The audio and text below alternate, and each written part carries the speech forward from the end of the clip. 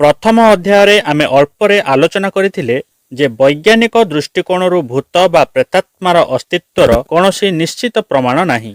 विज्ञान अनुसारे एही घटनागुड़िकर व्याख्या मनस्तात्विक कारण, परिवेशगत कारण किंबा प्राकृतिक भ्रम द्वारा करा जाई पारे। एहाकू आजिर अध्याय टिके विस्तार भावरे व्याख्या करा जाऊ। अच्छा, मो निजे मोर एक पिलादिनर अनुभूति सह एही भूत संबंधी आलोचना बा तर्क वितर्क आड़क आपण मानकु नहीं जाउछि। तर्क पई मो जदि कहे जे मो 12-13 वर्ष बयसरे जणे मणिषर स्पष्ट छायाछवि रात्रिर अंधकार रे मणिष भली किछि करुथिबार देखिछि, किंतु सकाळे सेठी सेमति कोनोसी मणिष नथिबार आउ सेमिति किछि काम सेठी हेउ नथिबार प्रमाण मिलिछि, तेबे ताहा कोन हे पारे? एही घटना को साधारणतः शैडो पीपुल बा छाया मणिष देखिबा किंबा एक प्रकारर विजुअल इल्यूजन अर्थात दृश्यगत भ्रम भावरे वर्णना करा जाए। एठी सही साइंटिफिक एंड साइकोलॉजिकल एक्सप्लेनेशन बा वैज्ञानिक और मनस्तात्विक व्याख्या अनुଯାयी किछि कारण कुहा जाए। हेई पारे एहा प्यारेडोलिया बा भ्रम।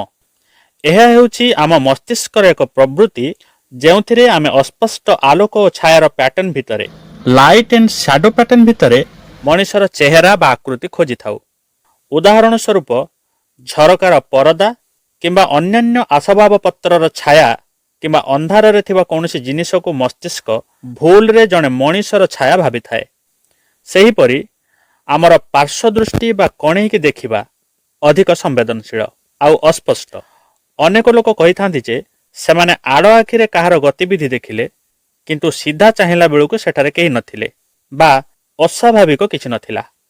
एहाकू पार्श्व दृष्टिर भ्रम बा पेरिफेरल विजन इल्यूजन कुहा जाए। सेही भली आउ एक कारण हेउछि स्वल्प निद्रा बा अत्यधिक चिंता, स्लीप डेप्रिवेशन और हाई स्ट्रेस। जेतेबेले जणे व्यक्ति ठीक भावरे सोई न थांती बा अत्यधिक मानसिक चापरे थांती, सेतेबेले सामयिक भावरे ता सहित एहिपरि हेलुसिनेशन हेबार संभावना थाए। आउ गोटे कारण हिसाब रे विज्ञान स्लीप पैरालिसिस रो कथा मध्य कहे। स्लीप पैरालिसिस कौन?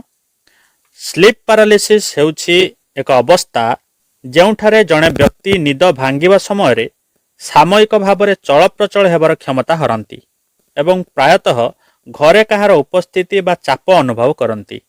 तेणु विज्ञान अनुसार यह हेउछि विजुअल इल्यूजन बा दृष्टिगत भ्रम। किंतु मो मनरे पुणी प्रश्न उंकी मारिला जे गोटे स्थान रे पूर्ण जाग्रत अवस्था थिबा एकाधिक लोक एक समय समान घटना देखिले, जेउठी कि से विषय रे कोनोसी कथावार्ता बा सेमानंक मनरे से संबंधी कोनोसी प्रभाव नथिला। सेठारु फेरिबा परे समस्तंक वर्णना समान थिला। एहाकू केउ परि भाबरे व्याख्या करा जिवो? विज्ञान दृष्टि रे एहा मध्य गोटे भ्रमात्मक दृश्य, इल्यूजरी फेनोमेनन। साधारणतः भौतिक किंबा मनस्तात्विक कारण द्वारा व्याख्या कले एहाकू इन्फ्रासाउंड कारण मध्य कुहा जाए। अति निम्न कंपांकर शब्द 20 हज तळकू जहा मनिषर कान शुणी पारे नाही, किंतु एहा शरीर रे एक अशांत किंबा भयानक अनुभूति सृष्टि करे। बेले बेले एही ध्वनि प्रभाव रे लोकमाने आखिर लेंस रे कंपन अनुभव करंती, जहा फल रे सेमाने अद्भुत छाया किंबा आकृति देखि पारंती। जेहेतु ध्वनि समस्तंक उपरे एका भली प्रभाव पकाए, तेणु समस्ते एका अनुभूति पाई पारंती। आउ गोटे विरल कारण हेई पारे, ता हेउछि कार्बन मोनोक्साइड पॉइजनिंग। एही विषाक्त गैस पई मस्तिष्क रे अम्लजान अभावरू कोनोसी असुरक्षित स्थान रे थिबा एकाधिक लोकंकु मध्य हेलुसिनेशन हेई पारे। एहा बाद अन्य कारण Bhavre light and shadow effect बा आलोक और छायार प्रभाव को व्याख्या करा जाए। जदि कोनोसी विशेष प्राकृतिक आलोक यथा पूर्णिमा राति रे बाहर आसुथिबा चंद्र आलोक एक अद्भुत आकृतिर छाया सृष्टि करे, तेबे उपस्थित थिबा समस्त लोक सही छाया को भूल रे किछि अलग भावरे देखि पारंती। एहा प्यारेडोलिया रो एक सामूहिक रूप। आमे जदि ए घटनार सोशियल और साइकोलॉजिकल फैक्टर माने सामाजिक बा मनस्तात्विक कारण खोजिबा, तेबे जानिबा जे एहा हेलुसिनेशन बा व्यक्तिगत भ्रम अपेक्षा सामूहिक भ्रम बा मास हिस्टीरिया सहित अधिक जड़ित पाइबा, जहा कि कथा न होई मध्य संभव। जदि जणे व्यक्ति କୌଣସି ଛାୟା ବା ଇନଫ୍ରାସାଉଣ୍ଡ ହେତୁରୁ ଏକ ଅଦ୍ଭୁତ ଘଟଣାକୁ ଭୁଲ ବ୍ୟାଖ୍ୟା କରି ଭୟଭୀତ ହୋଇଯାଏ, ତେବେ ତାର ଶରୀରର ଭାଷା, ବଡି ଲାଙ୍ଗୁଏଜ ବା ମୁହଁର ଆତଙ୍କ ଅନ୍ୟ ଲୋକଙ୍କୁ କୌଣସି କଥା ନ କହି ମଧ୍ୟ ପ୍ରଭାବିତ କରିପାରେ।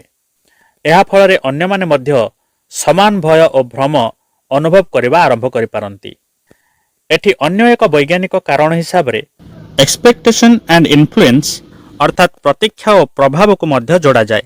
ଯଦି ଗୋଟିଏ ସ୍ଥାନ, ଉଦାହରଣ ସ୍ୱରୂପ ଏକ ପୁରୁଣା ପରିତ୍ୟକ୍ତ ଘର, ଏ ପୁରୁଣା ପରିତ୍ୟକ୍ତ ଘର ବାବଦରେ ସମସ୍ତଙ୍କର ପୂର୍ବରୁ ଏକ ଭୟଭୀତ ଧାରଣା ରହିଛି, ତେବେ କୌଣସି କାରଣରୁ ସେଠି ଥିବାବେଳେ ସେମାନଙ୍କର ମସ୍ତିଷ୍କ ସେହି ଧାରଣାକୁ ପ୍ରମାଣ କରିବା ପାଇଁ ସାଧାରଣ ଘଟଣାକୁ ମଧ୍ୟ ଅଲୌକିକ ଭାବେ ବିଚାର କରିପାରେ। ଏହାକୁ କନଫର୍ମେସନ ବାୟସ୍ କୁହାଯାଏ। କିନ୍ତୁ ମୋ ନିଜ କ୍ଷେତ୍ରରେ, ମୋ ନିଜ ଅନୁଭବର କଥା ଯାହା, ଆମେ କୌଣସି ଭୟ ଭାବନା କିମ୍ବା ଭୟଙ୍କର ପରିବେଶରେ ନଥିଲୁ, ତଥାପି ଆମେ ଏକ ମହିଳାର ସ୍ପଷ୍ଟ ଛାୟାଛବି ଦେଖିପାରିଲୁ। ହେଲେ ମଧ୍ୟ ତାକୁ ଖଣ୍ଡନ କରି ବିଜ୍ଞାନ କୁହେ ଯେ ଏହା ହେଉଛି ସ୍ଥାୟୀ ଦୃଶ୍ୟଗତ ଭ୍ରମ ବା ପରସିଷ୍ଟେଣ୍ଟ ଭିଜୁଆଲ ଇଲ୍ୟୁଜନ। ଆଲୋକର କୌଣସି ବିଶେଷ ପ୍ରତିଫଳନ ବା ରିଫ୍ଲେକ୍ସନ, ବାହାରୁ ଆସୁଥିବା ଆଲୋକର କୌଣସି ଜିନିଷ ଦ୍ୱାରା ଅବରୋଧ ବା ଅବଷ୍ଟ୍ରକ୍ସନ, କିମ୍ବା ସେହି ସ୍ଥାନରେ ଥିବା କୌଣସି ଜିନିଷର ଢାଞ୍ଚା ବା ପ୍ୟାଟର୍ନ ଯୋଗୁଁ ଏକ ନିର୍ଦ୍ଦିଷ୍ଟ ମହିଳାଙ୍କ ଛାୟା ଭଳି ଆକୃତି ସ୍ଥାୟୀ ଭାବରେ ସୃଷ୍ଟି କରିଦେଇପାରେ। ଏହା ବି ପ୍ୟାରେଡୋଲିଆର ସାମୂହିକ ରୂପ ହୋଇପାରେ। ଏହି ଘଟଣାକୁ ଅନ୍ୟ ଏକ ଦୃଷ୍ଟିକୋଣରୁ ମାସ୍ ସାଇକୋଜେନିକ୍ ଇଲନେସ୍ ବା ମାସ୍ ଇଲ୍ୟୁଜନର ଏକ କ୍ଷୁଦ୍ର ରୂପ ବୋଲି କୁହାଯାଇପାରେ। ଏହାକୁ ମନସ୍ତାତ୍ତ୍ୱିକ ଦୃଷ୍ଟିକୋଣରୁ ଆଉ ଟିକେ ବିସ୍ତାର ଭାବେ ବୁଝିବା। କଲେକ୍ଟିଭ ରିଇନଫୋର୍ସମେଣ୍ଟ ତତ୍ତ୍ୱ ଅନୁଯାୟୀ କୌଣସି ଭୟଭୀତ ସ୍ଥାନରେ ନ ଥିଲେ ବି ହୁଏତ ସେହି ସ୍ଥାନ କିମ୍ବା ସମୟ କିମ୍ବା ପରିସ୍ଥିତି ବିଷୟରେ ସମସ୍ତଙ୍କ ମନରେ ଏକ ସାମାନ୍ୟ ଚିନ୍ତା ବା କୌତୂହଳ ଥିଲା।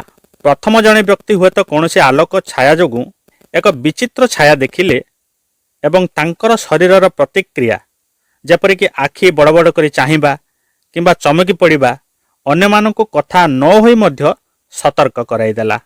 ଏହା ଫଳରେ ସମସ୍ତଙ୍କ ମସ୍ତିଷ୍କ ସମାନ ସ୍ଥାନରେ ସମାନ ଦୃଶ୍ୟ ଖୋଜିବା ଆରମ୍ଭ କଲା।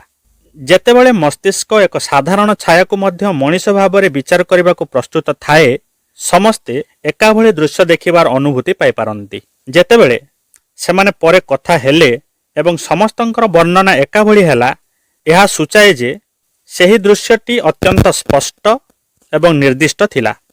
ଏହା ପାର୍ଶ୍ୱଦୃଷ୍ଟିର ସାଧାରଣ ଭ୍ରମ ଅପେକ୍ଷା କିଛି ଅଧିକ ଥିଲା।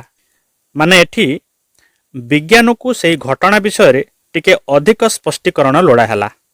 ଆଚ୍ଛା, ତାହେଲେ ମୋତେ ଏବେ ମୋ ପିଲାଦିନର ଦେଖିଥିବା ସେହି ଘଟଣା ବା ଦୃଶ୍ୟକୁ ଟିକେ ସ୍ପଷ୍ଟ ଭାବେ ବର୍ଣ୍ଣନା କରିବାକୁ ହେବ। ଦର୍ଶକ ବନ୍ଧୁ, ମୋତେ ସେତେବେଳେ 12 ବର୍ଷ ପାଖାପାଖି ହେଇଥିବ।